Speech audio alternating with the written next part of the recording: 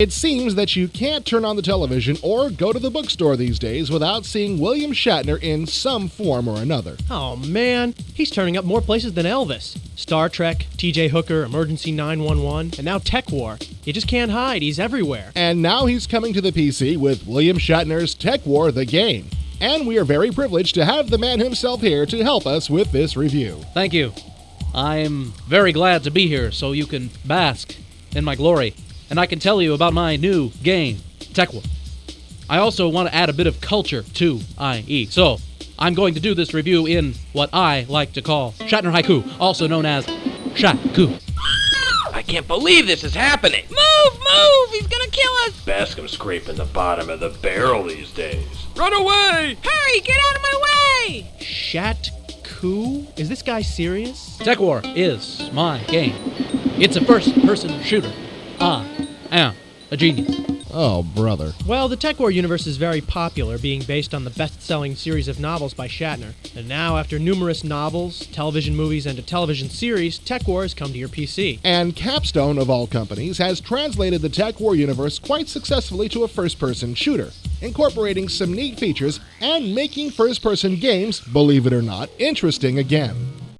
First, here's a bit of background on the Tekwar universe. It's centered around Los Angeles in the year 2045. The drug of choice is a little thing called Tek, which uses virtual reality technology instead of chemicals to alter the user's reality. Tech is very bad. Worse than drugs you smoke. Of course, I didn't inhale. All you do is put the Tek device on your head, insert the Tek disc, and you can have any fantasy you want.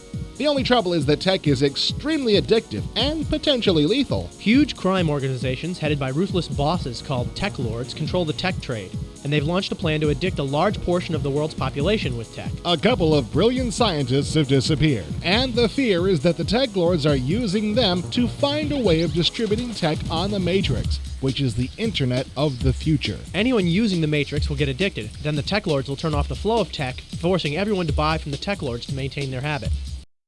This is where the player comes in. You're a cop that's been framed for dealing Tek, and you've spent the last 5 years of your life in cryogenic suspension. Walter Bascom, the head of the Cosmos Detective Agency, played by William Shatner. My finest acting. Picard has nothing on me. I am so pretty. Oh my god! Call the police! Anyway, Bascom gets you out of prison on a special parole in order for you to stop the bad guys. If you stop them, you save the masses from Tek addiction, and if you fail, you go back to the freezer. The game begins with you getting out of the freezer and being briefed on your mission by Walter Bascom, which has been done in digitized video. In a nice move away from sequential levels found in other first-person games, Tekwar has 7 different Tek Lords you have to defeat, and you get to pick in which order to go after them. When you defeat a Tek Lord, you gain a key to the Matrix, which is where the password to the Tek Lord's stronghold is kept. The password is broken into several pieces, and you use each key from a Tek Lord to go in and get a piece of the password. All of the familiar first-person shooter keys are used to move, fire, run, strafe, look up, look down, jump, and crouch. But even though it plays like other Doom clones, Tekwar actually has a bit of depth to it, making it a little more involved than just running around and shooting things. You shouldn't play Doom. Play Tekwar. 'Cause I say so. I'm William Shatner. I could take you in my sleep. Shoot me, please! Do we have to put up with this? This isn't in my contract, you know.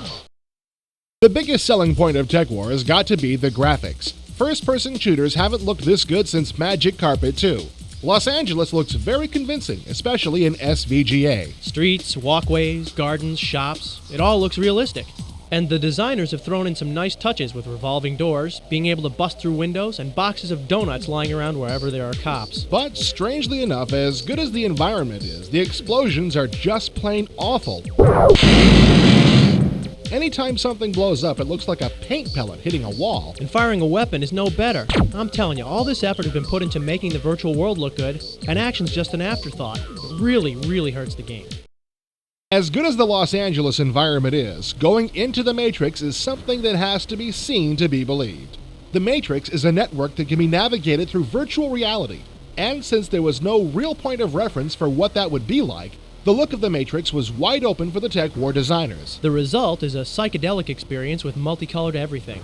There are three-dimensional mazes to work through, computer security systems to try and shoot or eat you, and computer viruses in certain areas that are deadly to the touch. The controls in the Matrix are very slow and sluggish, so the action isn't as intense, but the environment is so unbelievably cool you won't mind much. The Matrix is cool, where no man has gone before. Unlike Heidi Fleiss. You loser! Help me, please. Help. It's incredible how well designed both the Los Angeles and Matrix areas of this game are, but that just makes the ugly action scenes that much more bizarre.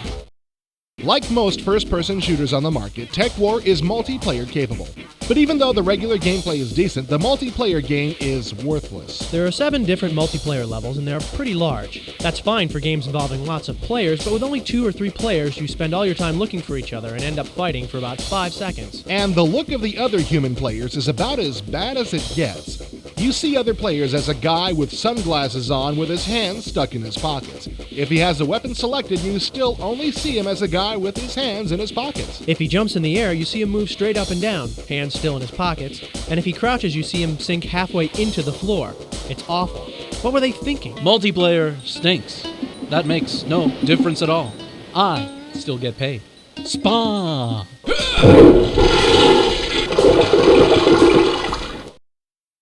All in all, Tekwar was a big surprise. I was expecting just another first-person shoot-'em-up, but this game has some interesting features. Both the Los Angeles and Matrix environments were done very well, but they really dropped the ball when it came to action graphics like shooting and explosions. And the multiplayer mode is just horrendous. If you really need a new first-person shooter, Tekwar isn't bad, as long as you play the one-player games.